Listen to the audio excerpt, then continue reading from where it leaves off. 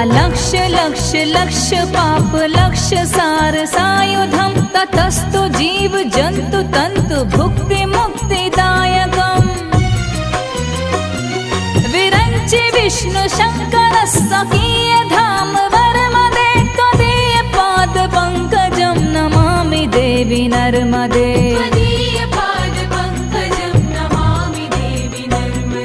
Namami Devi